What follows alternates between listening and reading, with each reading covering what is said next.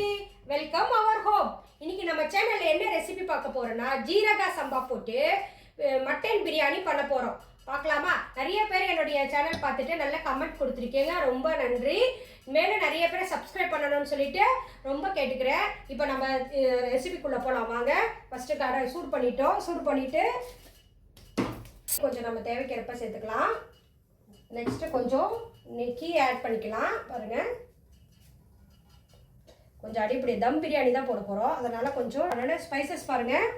பட்டை ஒரு 2 பீஸு, 4 கிராம்பு, 3 ஏலக்காய், ஸ்டார்ஸ் இதெல்லாம் எடுத்து வச்சுருக்கேன். இது நம்ம பிரியாணிக்கு எல்லாருக்கும் தெரியும், பிரியாணிக்கு போகிற ஸ்பைசஸ்ஸு ஆட் பண்ணிக்கலாம்.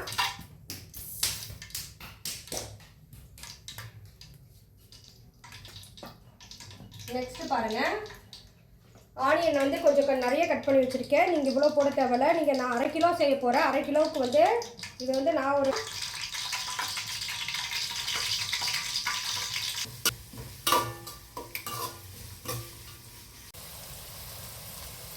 ஆனியன் வந்து நல்லா ஃப்ரை ஆகிடுச்சு பாருங்கள். இப்போ நம்ம இந்த ஒரு ஸ்பூனில் இஞ்சி பூண்டு பேஸ்ட் போட்டுக்கலாம்.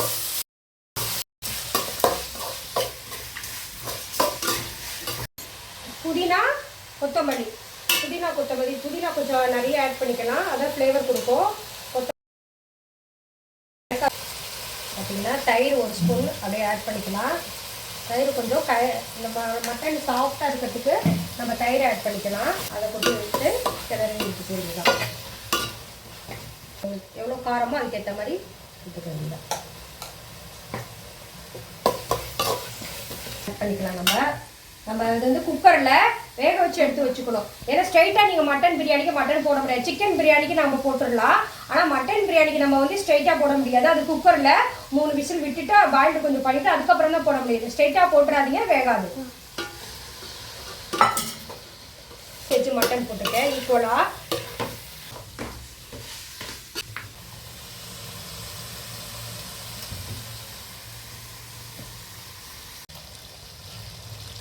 பாருங்கள், நல்லா அந்த மட்டன் வந்து மசாலாவோட சோர்ந்த பிறகு இது இது ஃபுல்லாக ஒன்று வந்து ரைஸ் எடுத்து ஜீரக சம்பா ரைஸ் 1/2 அன் ஹவர் முன்னாடி ஊற வச்சுட்டேன்.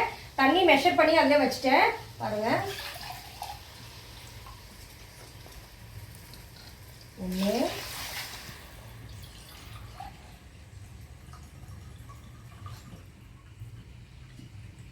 அதெல்லாம் அடியில் கொதிச்ச பிறகு நம்ம ரைஸ் எடுத்துக்கலாம்.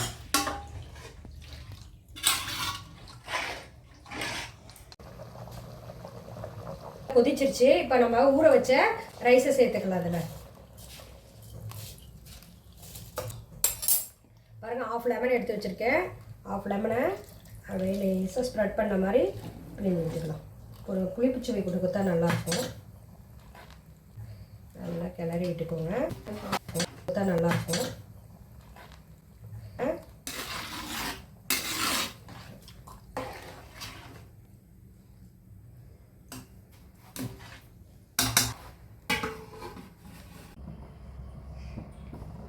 பாருங்கள், இப்போ நம்ம தம் போட்ட பிரியாணி எப்படி இருக்குன்னு பார்க்கலாம். வாழை இலை போட்டு தான் பண்ணியிருக்கேன். அது பாருங்கள், நல்லா ட்ரை ஆகி காஞ்சிடுச்சு பாருங்கள். அது எசன்ஸ் எல்லாமே அதில் இறங்கிருக்கலாம் பாருங்கள். பொல ஆஹா, இங்கே பாருங்கள் மட்டன் பிரியாணி. ஆஹா, கடையில் கூட இப்படி செய்ய மாட்டாங்கங்க. நான் அவ்வளோ டேஸ்ட்டாக செஞ்சுருக்கேன். அழகாக டேஸ்ட்டாக இருக்கும் போல். நம்மளுடைய ஜீரக சம்பாவை இப்போ நம்ம பிளேட்டில் சர்வ் பண்ணி பார்க்கலாம் வாங்க எப்படி இருக்குன்ட்டு. Mutton biryani ready.